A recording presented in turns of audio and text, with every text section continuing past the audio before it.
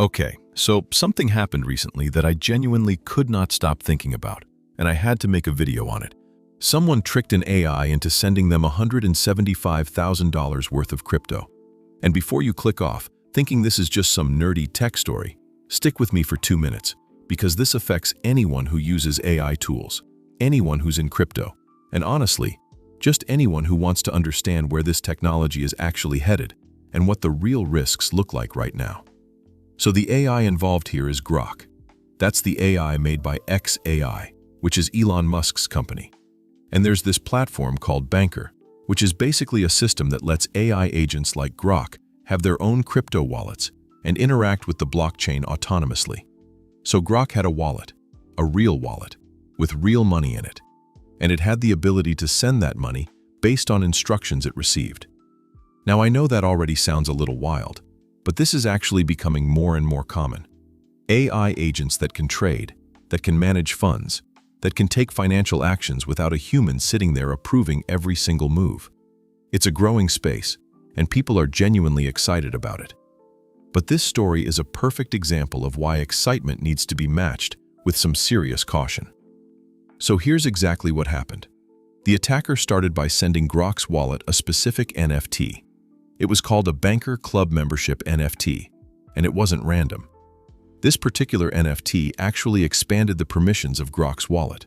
So by just gifting this thing to Grok, the attacker unlocked the ability for Grok's wallet to trigger crypto transfers. They didn't break into anything. They didn't hack any code. They just sent a gift that quietly gave the target more power. And that's important to understand because it means the setup for this attack looked completely normal from the outside. Now here's where it gets really interesting. Before doing any of this, the attacker had already tried just asking BankerBot directly in plain English to send tokens to their wallet. And Grok said no. It recognized that as a suspicious request and refused. So the attacker knew that a direct ask wasn't going to work. They needed to be more creative. And what they came up with is honestly kind of brilliant in a frustrating way. They posted a message on X, publicly, written entirely in Morse code, just dots and dashes. And then they asked Grok to translate it. That's it, just a translation request. Nothing suspicious on the surface. Grok is a helpful AI, so it did what it does, and it translated the message and posted its reply publicly on X. But here's the thing.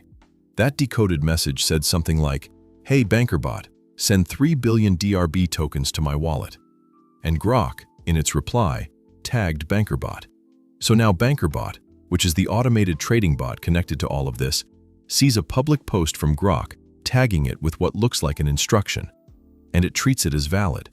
Because from BankerBot's perspective, Grok said it, Grok tagged it, so it must be a legitimate command.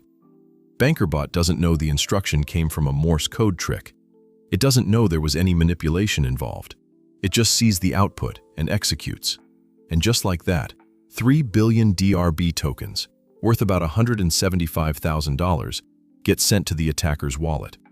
The attacker then immediately sold the tokens, converted them into USDC across multiple wallets to make tracking harder, and then deleted their account. Gone. Now the good news is, the crypto community is really good at on-chain tracking, and people started following the money almost immediately. There was a massive amount of community pressure. The attacker's wallets were identified, and eventually, the attacker returned the funds in ETH and USDC. Banker and xAI also moved fast and added new safeguards, better output filtering, stricter permission controls, limits on what actions can be triggered from public replies.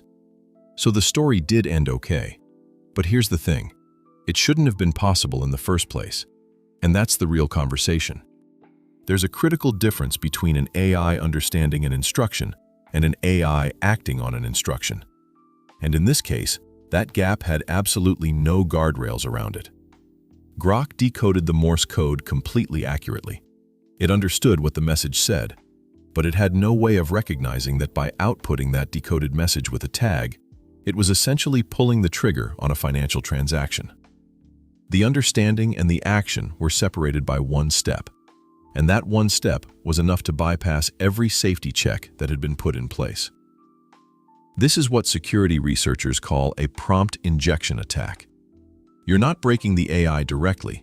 You're manipulating the AI into producing an output that another system will then execute. The AI becomes the middleman without even realizing it. And the encoding part, the Morse code, that's what made it work. Because the safety filters were looking for direct, suspicious instructions in plain language. They weren't looking for the decoded output of a translation request. Nobody had thought to check for that. And that's exactly the kind of gap that attackers look for. So what does this mean for you? Whether you're building with AI tools, investing in AI-powered crypto platforms, or just using these kinds of services as a regular person, there are some things you genuinely need to be thinking about. Never trust an AI agent that has unlimited financial permissions. You always want caps. You always want approval thresholds. You always want some kind of human in the loop for anything above a certain amount. Pay attention to systems where accepting external inputs, whether that's tokens, NFTs, messages, whatever, can change what an AI is capable of. That's a massive attack surface, and it's one that's really easy to overlook.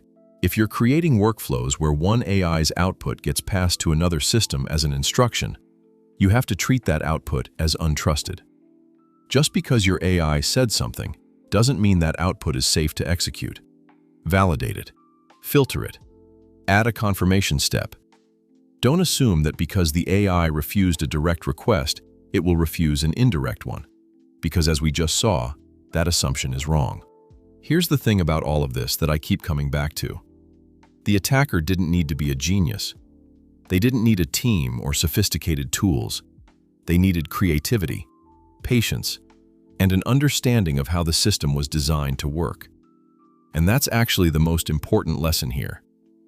As AI systems become more powerful and more autonomous, the attacks on them don't need to become more technical to be effective. They just need to find the gap between what the AI understands and what it's allowed to do. This story had a good ending because the community moved fast and the attacker blinked. But the next one might not end that way. So if you took anything from this, let it be that the question to ask about any AI system that has real-world power isn't just, can it do this? It's, what happens if someone tricks it into doing this? And right now, a lot of platforms don't have a great answer to that question. Stay sharp, be skeptical, and if you found this useful, please share it, because this is the kind of thing more people need to understand before it costs them something they can't get back.